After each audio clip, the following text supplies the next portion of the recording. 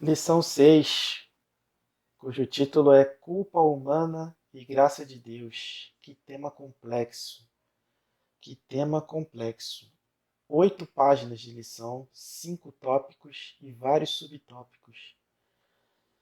Gente, se na teoria é complexo, imagina na prática. Na prática de vida, na sua prática de vida, você pode muito melhor do que eu falar, mas na minha prática de vida, o que eu tenho para compartilhar para você é que essa lição me ensinou que todos nós somos credores e devedores uns dos outros.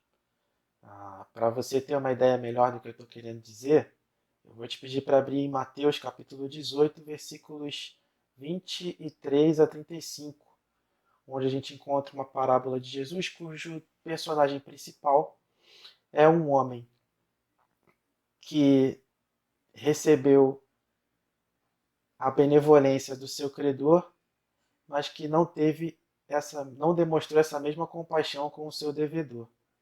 A gente tem aí a história de um homem que devia 10.000 talentos ao seu senhor.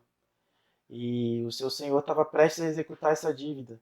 E a execução dessa dívida previa que ele se tornasse um escravo, esse servo se tornasse um escravo, além da sua esposa e dos seus filhos, e que se tornando escravos, ele e todos os bens que ele passou uma vida inteira para adquirir fossem vendidos também, para que a dívida fosse quitada. Ao mesmo tempo, esse homem também tinha um companheiro de trabalho que lhe devia dinheiro. A diferença é que ele, enquanto devedor, foi beneficiado pela misericórdia do credor. O credor quitou a dívida e o liberou. Porém, ele não teve essa mesma atitude com o seu devedor. E o que mais choca é o fato de que aquilo que lhe era devido era infinitamente menor do que aquilo que ele tinha que pagar. No versículo 24, a gente vê que ele devia 10.000 talentos para o seu senhor. Para que ele pudesse pagar essa dívida, seria necessário que ele trabalhasse durante 30 anos, cerca de 30 anos, para poder juntar toda essa quantia, todo esse montante e quitar a sua dívida. A pessoa que lhe devia, para poder pagar a dívida, precisaria de 100 dias de trabalho, o salário de 100 dias de trabalho. A hora, né, no caso dos professores, os professores vão entender melhor isso, a hora aula, 100 horas aulas. Ah, então você vê aí a dimensão, a diferença abissal entre o tamanho da dívida que ele tinha para pagar e o tamanho que a dívida que ele tinha para receber. E nem isso foi capaz de demover o seu coração e perdoar a dívida que ele tinha a dívida que ele tinha para receber. Essa atitude dele gerou uma revolta tão grande nas pessoas que conviviam com ele, ao ponto dessas mesmas irem até a presença do credor, daquele homem para quem esse rapaz, para quem ele devia dinheiro, e delatassem, contassem tudo o que tinha acontecido. O credor o chama à presença, lhe dá uma bronca e, por fim, lança ele na prisão, a mesma prisão para a qual ele lançou aquela pessoa para quem ele estava devendo dinheiro, aquela pessoa que devia dinheiro para ele. Essa lição é muito importante em nos mostrar, e aí eu já estou trazendo para a questão do tema da lição e da nossa realidade, nos faz refletir a respeito do quanto é difícil para a gente, às vezes, se perdoar e, em determinadas situações, se perdoar e o quanto essa falta de perdão que temos conosco, ela tem de influência no perdão que nós vamos exercer sobre as pessoas que nos ferem. Existe uma infinidade de pessoas que não conseguem se perdoar mesmo depois, são sabedores de que, têm consciência de que cometeram uma falha muito grande. Em algumas situações já até pediram perdão e foram perdoadas por aqueles, pelas suas vítimas. Ah, inclusive, em outras situações foram perdoadas pelas suas vítimas e até por Deus, mas não se sentem perdoadas. E isso tem uma influência muito grande no perdão que elas vão exercer nas vidas de outras pessoas, nas vidas das pessoas que lhe cometem, venham a lhe cometer alguma afronta.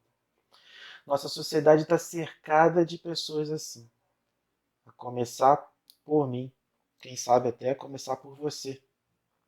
Esses conflitos que nós vemos aí de direita, esquerda e centro, de homens e mulheres, de homossexuais e heterossexuais, de negros e brancos e outras etnias, são fruto de pessoas que não conseguem se perdoar ou a si mesmas ou a outras pessoas.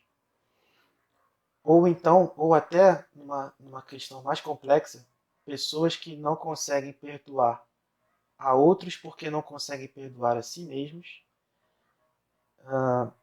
e pessoas que foram tão atingidas por uma afronta que, que se sentem culpadas, chegam a se sentir culpadas por permitirem que o outro viesse e, e o vitimizasse, e o deixasse numa situação de exposição, e fizesse, e cometesse um mal contra ele. Ah, e como é que a gente, partindo aí para o final da nossa reflexão, essa breve reflexão, como é que a gente faz para poder se livrar da culpa e para poder exercitar o perdão? A primeira coisa é a autocrítica. A autocrítica é fundamental.